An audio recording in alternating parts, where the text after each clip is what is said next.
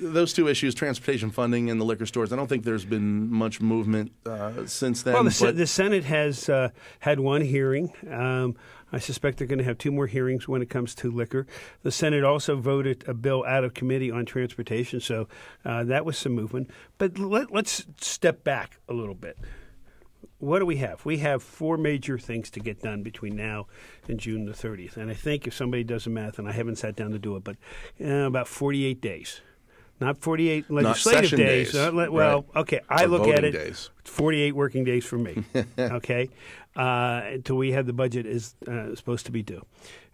Right now, we have the liquor control bill over in the Senate after passing the House, strongly supported by people of Pennsylvania, around 70%, and by the editorials. We can give you almost every major newspaper in Pennsylvania has supported that. That's number one. Number two, we have transportation, strongly supported by editorials, again, that we need to do that. And I talk about it for public safety. I introduced a bill. The Senate, Senator Rafferty introduced a bill. It's a little higher than I want to go, but I understand we negotiate. Remember, we talked earlier on. I keep saying what starts at the beginning isn't necessarily what comes out at the end. But I think that we'll get something done on both of those. The third thing we have is pensions, and that is an issue that we have to face. I can't remember whether I told you or somebody else. It is like walking into a tunnel, seeing a bright light in the distance, and it is that freight train. It is coming directly at us, and it will this year be 62 cents of every new expected dollar of revenue will go to pensions, and will continue to be like that for a very, very long time. And we don't have a quick fix to it, but we have a long-term solution. It will still be expensive, but not nearly as expensive as what we're anticipating. And then we have number four. We have the budget that we have to get done. So we have quite a bit on our plate. But three of those right now have strong support from the print media in the form of editorials.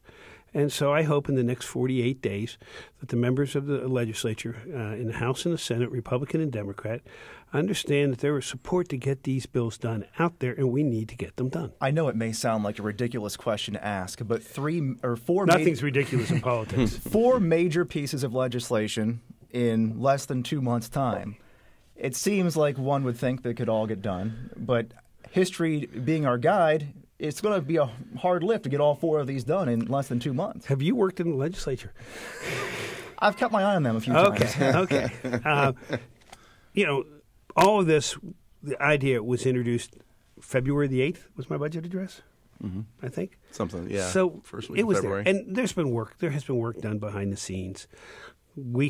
I believe we can get this done. The Senate President, Joe Scarnati, 2 weeks ago, while we were recording another show last month, said he didn't want lawmakers fixating, and that's the word he used, on the liquor plan with the budget on the table. Is that a sign that there's trouble?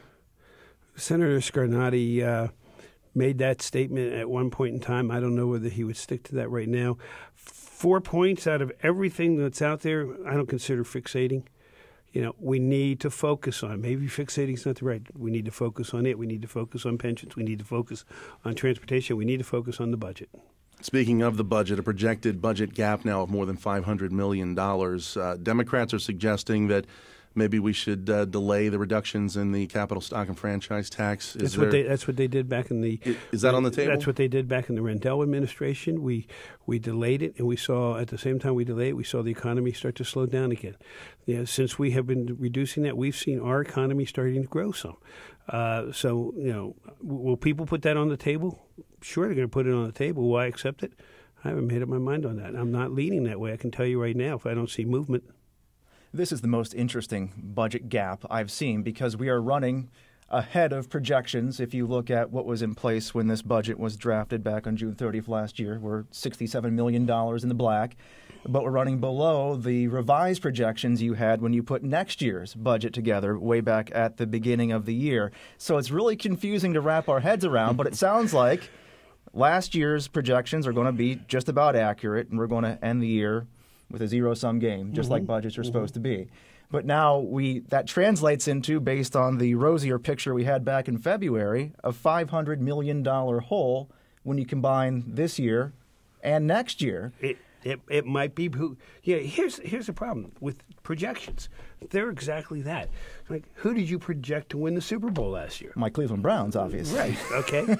And failed again. Right, again, yeah. Which I have fun with. Is it Western Pennsylvania? Before I die, Steeler fan? they will at least make it to a Super Bowl. I can guarantee And that. they're the new Cleveland Browns. We got to distinguish That's between true. that. He's wearing the purple Raven today. Not a Ravens fan. Okay. Not a Ravens fan.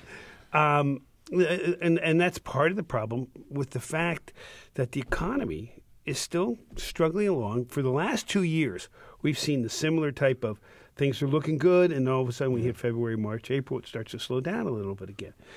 There's also a consideration that next year is going to be a little bit tougher because this year companies are paying taxes ahead of time because of the ramifications of the actions in Washington. And one of the most tax one of the most difficult things for all the states is to get their economies going while Washington continues to kick cans down the road, to continue to increase taxes. And we'll go back to the health care. If anybody thinks that Obamacare is not a health care tax increase, they don't know what's coming to them, and it's going to hit them hard. The employers are starting to see it, and it's going to affect the employers hiring people.